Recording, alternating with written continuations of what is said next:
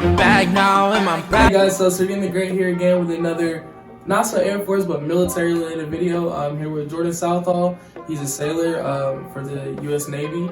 He's in the reserves, and so I'm just gonna go over some of the questions that I get a lot about the reserves. The two programs for Navy and Air Force Reserve, some of the things are different about it, but generally being a reservist is the same all around the board. But before I get onto these questions, for those of you who are new to the channel, I have a lot of content pertaining to Air Force basic training, Air Force Tech School, and then even some things on operational. So you guys check out those videos, see if they can help you out, and don't forget to subscribe. I'll leave both of our social medias down in the description, just in case you want to ask any personal questions. Well, professional about the military questions in private, so you can get an answer. All right, so without further ado, being a reservist in the military. So one of the first questions I got was, is college paid for in the reserves like how it is in active duty? Well, from reserves to active duty, it's a little different. I know in active duty they offer you guys the 9/11 GI Bill, right? Well, for the reservists, you don't get that, and we get the Montgomery GI Bill, but it only starts at 40% when you first go in there, and that percentage grows as you further your career along in the reserves for wherever branch you're in. So it just continues to grow up from there, however long your contract or however long your career is. So as well as the MGI bill, you guys get tuition assistance as well, right? Yeah, we get tuition assistance. You get a lump sum of money every month. It just varies on whatever rank that you have, but it'll give you some money every month. And you have to apply for it. You don't just it's not just like onto your paycheck. You have to apply for tuition assistance and actually be attending school to get that money. It's not like you can say, I'm getting money to go to school and then just pocket it. It's actually used towards your classes. Yeah, used towards your classes. Another question. So if I already have a full-time job or I go to school full-time, can I still join the reserves? Oh yeah, of course. The reserves actually work out pretty well for people that have, some stuff in their civilian life that they want to continue doing. You're trying to finish a degree in college, and you just need a little extra help, and you wanted to join the military because there's some certain benefits that will help you out during your degree process. So yeah, it works out pretty well with that, and also with the job that you have. You can just take off military leave for a couple months to a year. Just let them know. If you're going to take off for military leave, I'll just tell your job or your school that you want to take off for a year so that you can go to basic training and also to A school, and you do whatever you need to get done, get all your training done. You go back from A school back home, and you can start back with your through the degree process or with your regular job. So A school is like tech school.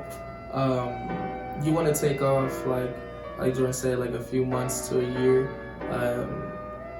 Training is like 8 weeks for Navy, 8.5 weeks for Air Force, and then your tech school can range from 2 months to 6 months. So yeah, it's like safe to take off like a decent amount of time before you go back to work. All right, so when joining, can I choose what base that I want to work at? No, you're just going to be selected to whatever base is actually closest to you, closest to your home address. So that's the way they choose which base you're going to be at. If you decide to relocate, you can talk to another base that's closest to wherever location you're trying to go to, and get in contact with them and talk to your initial home base and make sure you have contact between that. But you can't really choose whatever base you want to go to, just based off of whatever your home address is. So how often do you work in the reserves? You are required to work 1 month, one weekend out of the month and 2 weeks out of the year. So yeah, and you can also sign up for other activities there at your own base, such as funeral honors and other various things there. But you will be working 1 weekend out of the month and 2 weeks out of the year. So, what's it like being in the reserves? Being a reservist, it's what you make of it. If you want to do the minimum and go 1 weekend out of the month and 2 weeks out of the year, you're gonna find it kind of boring in a way. But you want to try to get involved with with whatever home base that you're stationed at. You want to try to get involved with certain activities there. You want to start move up in leadership and chain of command. You want to start actually just getting involved. And I find that the best way to really enjoy your time as a reservist. And so it's honestly just what you make of it. And as of anything in the military, being a military member, you want to try to make it the best of what you got. What kind of benefits do you get for being in the reserves? So you get TRICARE, so you get coverage for medical and dental. It's not free, but it's pretty low, like really, really low. And you also get education benefits. And after you finish up your career, whether you just want to finish up your contract or you really want to go out and go into retirement, you'll get all the benefits as a veteran, because you are a veteran at that point. So if I'm in the reserves, can I switch to active duty? Yeah, you can switch to active duty. From my experience, I've saw that it's actually a little harder for people to go from reserves to active duty once they're already ranked up to a certain degree. If you're going in as a reservist, straight from basic training or from tech school, A school, and you're going straight into the reserves, and you find out that you don't really like it, you can try to, if you made up your mind that you don't really want to be a reservist, you can go active duty member, and you just put in for it and really press in and try to get yourself to go active. It's a little easier going in as a reservist and still being in a lower rank than to be, like E7 and trying to go active while being in the reserves for most of your career. What's the pay like being in the reserves? It's pretty good. It's of course it's not as good as active duty members, but it's pretty good money. Just while also adding on to your civilian job, it's pretty good when you add it up all together. Or if you're like a student and you need extra money, it's actually pretty good to have that.